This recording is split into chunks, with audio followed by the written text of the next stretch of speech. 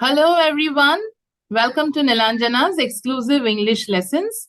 Today, we are going to discuss Act 1, Scene 3 of Julius Caesar. In Scene 3, Casca encounters Cicero, who is a senator, writer, and orator. And he informs him about the unusual omens that he has seen, and he also interprets them as an indication of an impending civil war. So, here in this part, we are going to discuss the conversation between Cicero and Casca. The scene takes place again in a street in Rome amidst a lot of thunder and lightning. Cicero. Good evening, Casca. Brought you Caesar home. Why are you breathless and why stare you so? So Cicero greets Casca and tells that, why are you so breathless and why are you staring in such a strange manner? Casca. Are not you moved when all the sway of earth shakes like a thing unfirm? O Cicero, I have seen tempest when the scolding winds have rived the knotty oaks, and I have seen the ambitious ocean swell and rage and foam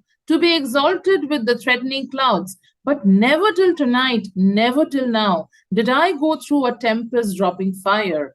Either there's civil strife in heaven, or else the world, too saucy with the gods, incenses them to send destruction. So what does Casca say over here? He tells that, are you not moved? Are you not affected? Why? Because the entire earth is shaking as if it is really unsteady. The earth is shaking like a thing unfirm. O Cicero, I have seen tempest when the scolding winds have rived the knotty oaks. So he tells Cicero that he has seen violent storms in the past. Tempest refers to violent storm. When the scolding winds have torn apart the sturdy oak trees. Scolding winds refers to very powerful winds, the gusty wind. And I have seen that the wind tearing apart the oak tree. Now, the oak tree is believed to be very strong and sturdy. I have seen even such situations. And I have also seen the ambitious ocean swell and rage and foam. So, I have seen situations when the ocean swelled and it was very angry and it has foamed to such an extent that it was actually meeting the threatening clouds. So imagine a situation when the ocean is rising to such an extent that it seems to meet the clouds. So he tells that he has experienced all these situations. However, the experience that he has that night has surpassed everything. But never till tonight, never till now, did I go through a tempest dropping fire. So I have never seen a situation where I have seen the violent storm dropping fire. Either there is a civil strife in heaven, or else the world too saucy with the gods. So what does he interpret this strange happenings to be? So according to him, probably there is a civil war in heaven. There's a war in heaven where gods are not at peace, or else the world too saucy with the gods. Now, too saucy with the gods refers to they are too disrespectful with the gods. Okay, so this is the reason that it is basically telling the heaven to send destruction. These are the things that Casca tells Cicero. Cicero, why? Saw you anything more wonderful? I mean, did you see something really stranger than this? Yes, so now he tells which are the things that he has seen over here. A common slave, you know him well by sight, so probably somebody who he knows, held up his left hand, which did flame and burn like 20 torches joined. So as he has seen a man who was actually holding the left hand, and the hand was, he has seen a man who was holding up his left hand and the hand was burning. It was covered in flames like 20 torches joined. That means the flame was so intense. It was as if like when you join 20 torches together, that kind of an intensity of flame still did not affect his hand. His hand was left unburned, unscorched, and yet his hand not sensible of fire. Somehow still the hand was not sensible to the fire, means the hand did not feel the fire. It remained unscorched, so it remained unhurt. Besides this, he has also seen something else. Besides, I have not since put up my sword against the Capitol, I met a lion. So he tells that even, not only that, even I have seen in the Capitol, I've seen a lion suddenly. Now, in the middle of the street, if you see a lion, it's very unusual, right? Lion is a wild animal and it's supposed to be obviously in the jungle.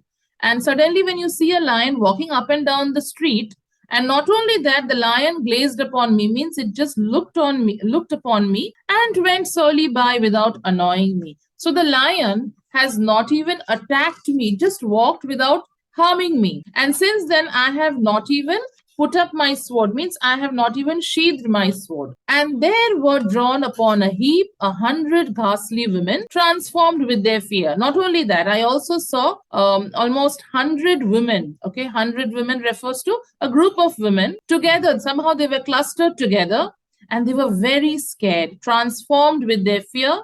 And why they were scared?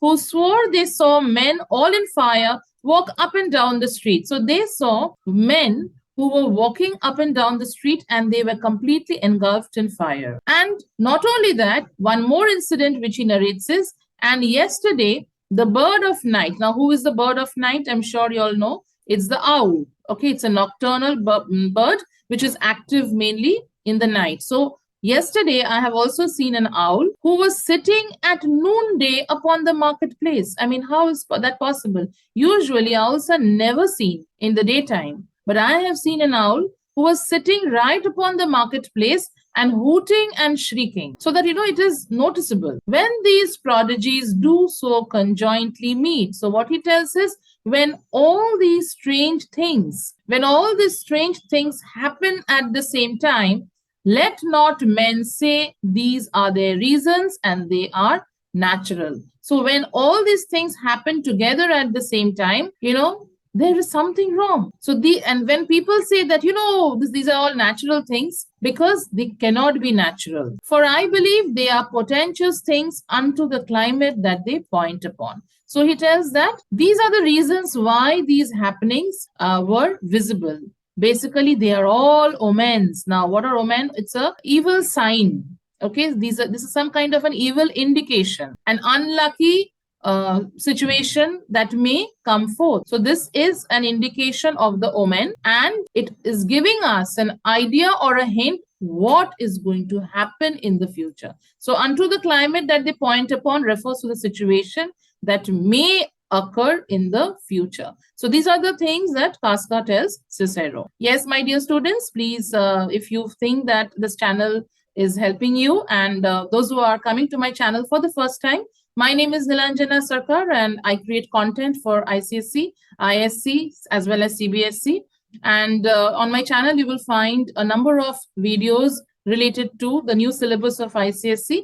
And if you think that you are getting benefited with the explanation, do subscribe to the channel and hit the bell notification. And yes, thank you for the subscriptions. I'm really glad and I'm filled with gratitude, because I have seen that many of you have already subscribed. And for those who have not yet, please go and hit the bell icon so that you don't miss out the uploads. All right, yes, this was, I just wanted to mention to you. Let's get back. Cicero. Indeed, it is a strange disposed time. So he tells that, yes, indeed, it is really a strange disposed time. That means it's really a strange time that we are all witnessing. But men may construe things after their fashion, clean from the purpose of the things themselves. Again, very meaningful lines. So he tells that men often interpret things. Construe things means that men often interpret things for their own purpose. We may take out a meaning as what is going on in our mind. So men interpret things for their own purpose, and actually they misunderstand the actual meaning. Sometimes they are not able to understand the actual meaning, and they tend to interpret things as per their own thought process. Next it asks, comes Caesar to the Capitol tomorrow? So is Caesar coming to the Capitol tomorrow? Casca, he doth, for he did bid Antonius send word to you, he would be there tomorrow. So here we come to know that next day he would be coming to the Capitol, as Caesar had informed Antonius. Cicero, good night then, Casca. This disturbed sky is not to walk in. So he tells that, yes, let me take leave today, because the weather is not at all suitable. The weather is very disturbed, and it's not safe to walk in, roam about in this kind of a strange weather.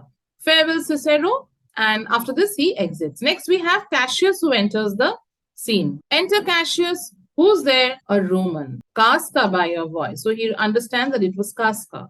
Your ear is good, Cassius. What knight is this? Cassius, very, strangely, he just said, "Oh, it's a very pleasing night to honest men." Now, he doesn't speak in a very straightforward manner over here. So Casca tells, "Whoever knew the heavens menens so." So he tells that, I was not even aware, and I think many of us, like me, we are not even aware that the heavens can be so threatening. It can be so dangerous, Cassius. Those that have known the earth so full of faults, for my part, I have walked about the streets, submitting me unto the perilous night. So he tells that yes, there are people, those who have actually understood that why the heavens are so threatening. Those that have known the earth so full of faults, so that means those who have known that how bad things are there on earth, for them it is not at all unusual. For my part, I have walked about the streets, submitting me unto the perilous night. For me, I feel that the night is not at all dangerous, because I have walked around the streets quite comfortably without being scared. And not only that, I have exposed myself to this dangerous night. So that means I have walked with myself unbraced. Unbraced refers to basically, I have exposed myself and I have unbuttoned my jacket, baring my chest, bared my bosom to the thunderstone. And when the cross blue lightning seemed to open the breast of heaven, I did present myself even in the aim and very flash of it. So he tells that for me, it is not at all dangerous, because I have exposed myself to this dangerous night. How? I have unbuttoned my jacket. I have bared my bosom, means I have unbuttoned my jacket. And this is how I have exposed myself to the thunderstone. Thunderstone refers to the thunderstorm. And when the cross blue lightning, when the sky was filled with lightning, it seemed to open. It's basically seemed to open, rip off the sky. I did present myself even in the aim and very flash of it. So I even went and exposed myself, because it did not make me scared at all. But wherefore did you so much tempt the heavens? It is the part of men to fear and tremble, when the most mighty gods by tokens send such dreadful heralds to astonish us. So Casca tells, but why? Why have you tempted the heavens? Because exposing yourself to this weather, when the sky is filled with lightning, and it's so dangerous to move around in the street, that also with your jacket unbuttoned. What caused you to do such an act? Why have you tempted the heavens to come and attack you? Because it's natural of men. It's the part of men, means it's very natural for men to fear and tremble when the gods are angry. Now see, these kind of happenings are indicative of the fact that gods are angry. And when the mighty gods, the powerful gods are angry, they send such dreadful heralds.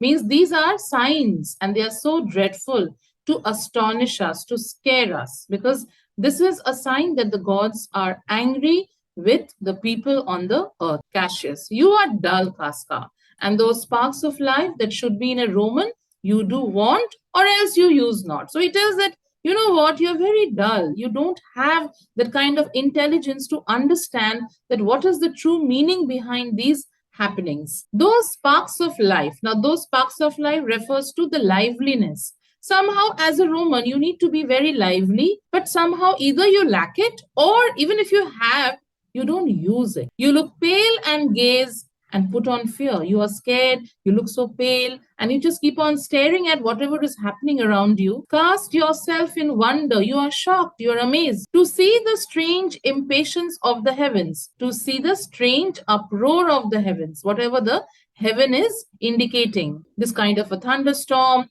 this kind of a lightning. So you are absolutely gazing at it, and you are not able to understand the true meaning. But if you would consider the true cause, why all these fires, why all this gliding host? So why all these fires?